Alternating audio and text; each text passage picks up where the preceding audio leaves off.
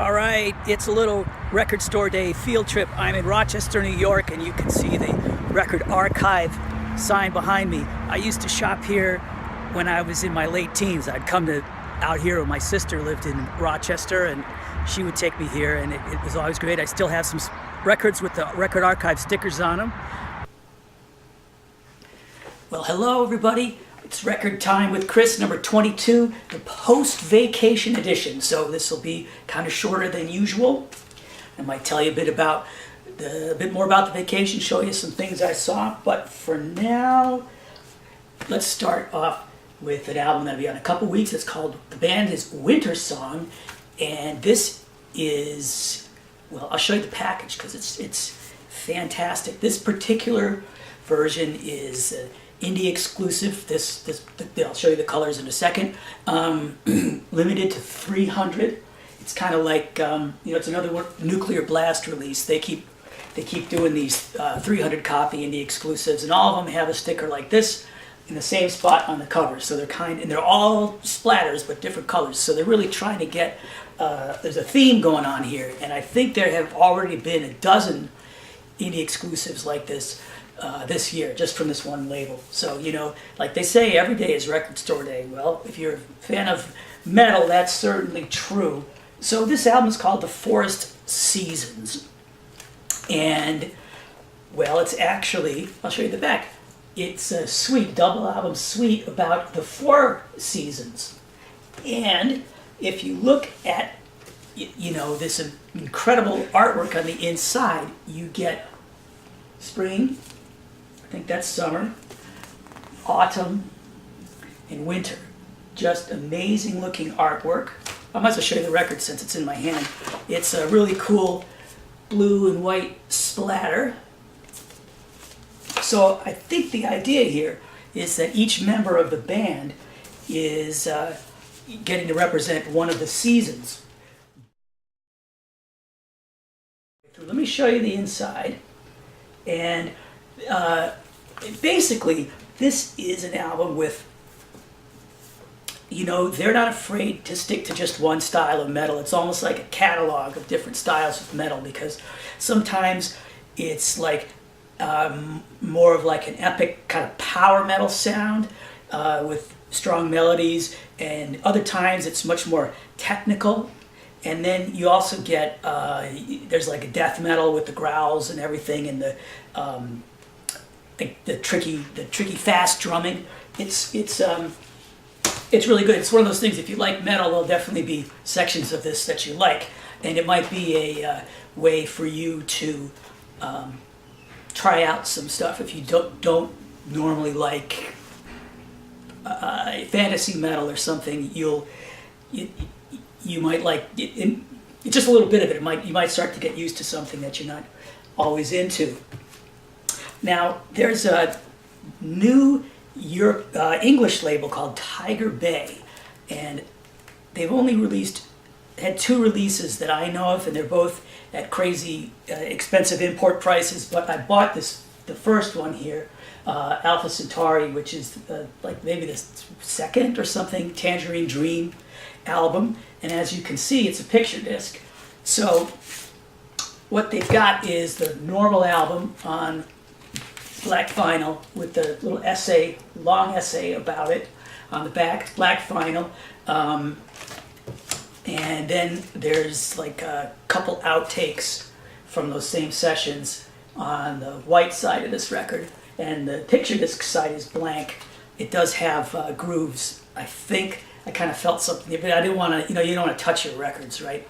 So, not the playing surface anyway. So, yeah, it's, Tangerine Dream's second album, so it's kind of early in their thing. So, it's when like from 1970, so it's when just the sound of a synthesizer was novel at all. So they are just, in fact, this might have been their first album where they had a synth. It was the VCS3 or VSC3 is the one that they were using on this. So the reason I bought this is just because I wanted to know if this new reissue label was any good. And so let me tell you, it sounds fine, sounds good. They have a website, so it seems legit to me. Like I said, they're called Tiger Bay. The other release that they just put out, and this is retails for like a little over $40. So, you know, well, there you go. Anyway, the other one is this live album by Gong, Gong et Mort, Vive Gong. And this is actually my original copy. I didn't really want a, well, it was not even, it's doesn't even sound that good, so it's not a good one to try to test the quality of the recordings, but it's a cool gatefold, and it's tricky to figure out which way to put it in your record cabinet. There's all this crazy stuff there. This is well, anyway, this is from 1977, but it really has a lot of the stuff from their famous Radio Gnome Invisible trilogy on here. And oh, look at this. Of course, do you ever do this? You put a gig flyer inside your thing. Yeah, and here's a newsletter about that I got. So it's well, here, I'll show you the inside. I don't know if the reissue looks like that, but it is the album that got me into Gong. So if you're curious about whimsical, spacey, you know, silly, sort of prog, kind of like if Hawkwind was goofier. That's kind of what they feel like to me. Anyway, I do like the album a lot. So, but I don't know much about this label, but something I think we should keep an eye on, just because of the first two things they released. Shows they might be fishing in some pretty strange pools, but it could be fun.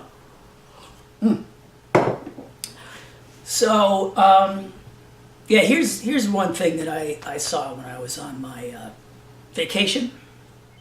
Well, the Record Time with Chris field trip is continuing right now. I'm in Buffalo, New York, and what you see behind me is the Martin House, which was designed by Lloyd Wright. It's actually the first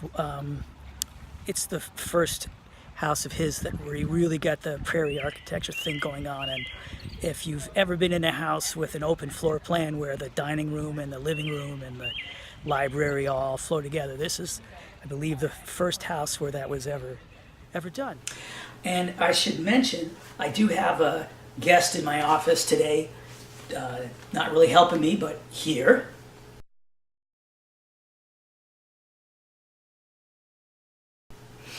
This is my dog Jenny. I think she's been in one of the Record Store Day Black Friday videos before, but she is here today because she has this really strong separation anxiety, and it's been peaking to the point that when she was left alone a couple weeks ago, she climbed out the skylight, jumped down on off the second story thing, and hurt one of her paws, pulled a tendon or something. And the other day, we made it so she couldn't get out that, but she actually broke. We have the double pane windows. It's Maine, of course, right? And she broke the single pane, the inside pane on two different windows. So it just shattered, cut her lip and one of her paws, the one with the bandage on it. And it was disgusting. Blood everywhere, all over the couch, all over the floor.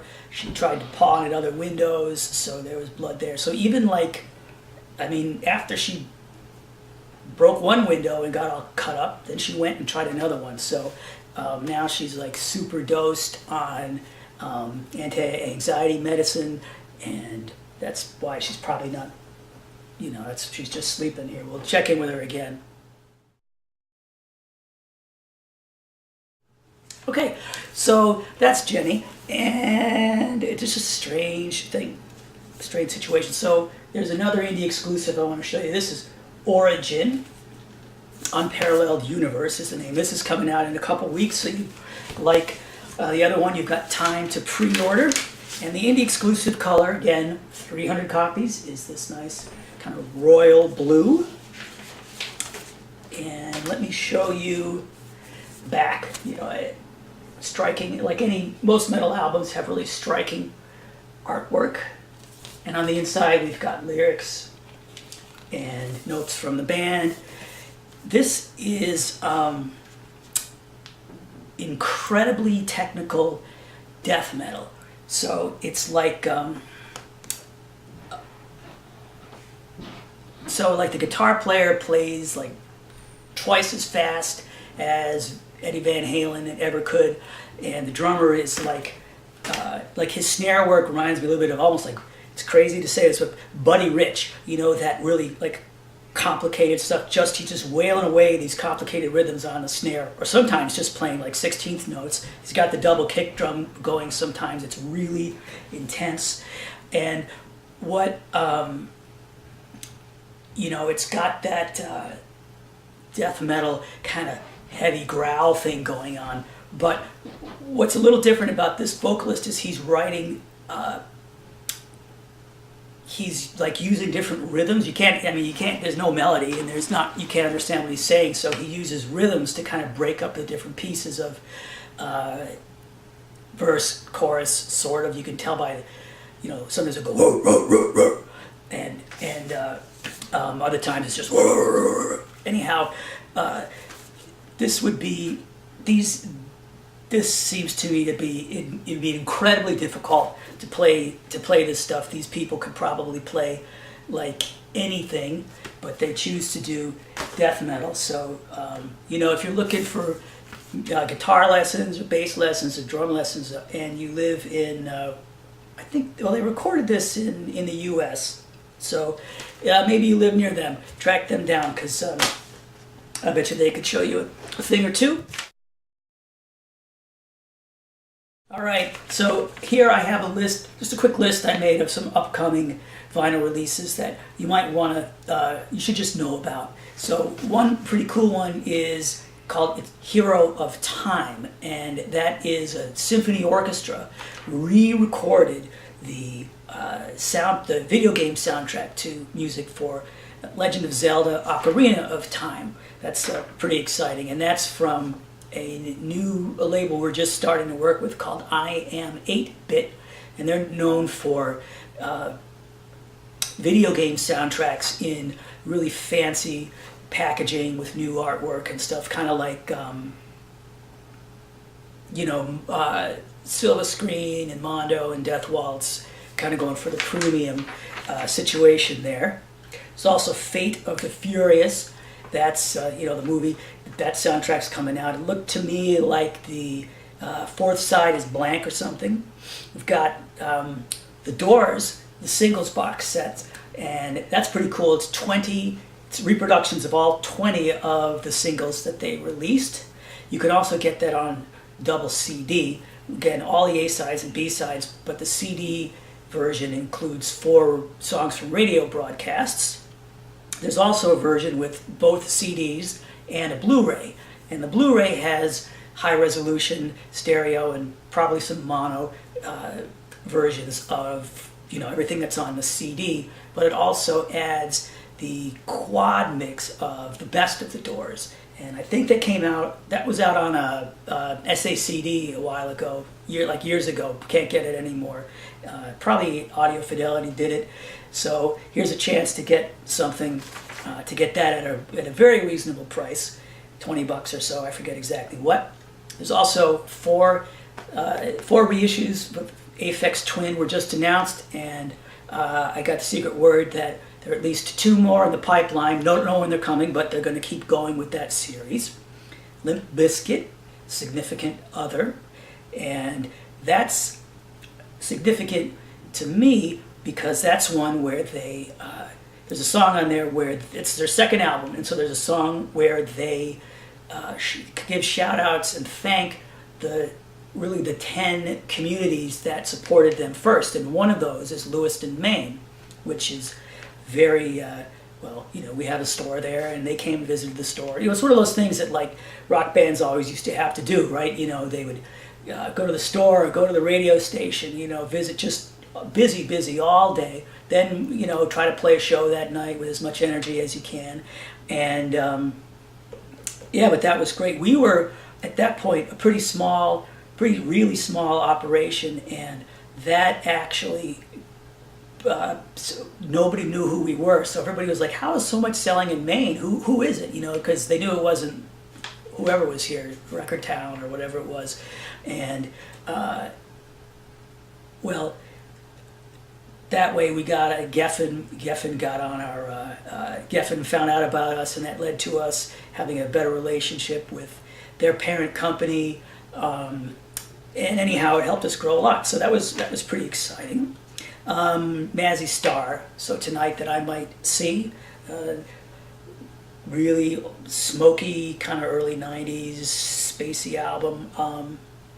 Like it a lot. Kind of like if they were like, you know, if they were going for a more like cowboy kind of thing for the Twin Peaks, for the original series, that might have been something they could have done. And also Steven Wilson, his next album, To the Bone, they made bone colored vinyl for that, and I think they're around maybe 1,000, 1,500 of those. So it's a slightly larger indie exclusive pressing. Still might want to consider the Blu-ray, because his surround sound mixes are always so good. Although the Blu-ray's pretty cheap, so maybe you get both. I don't know. That's up to you. Well, I think that is all I have. So I'll see you, in a week or so. And until then, I hope you are listening to something awesome.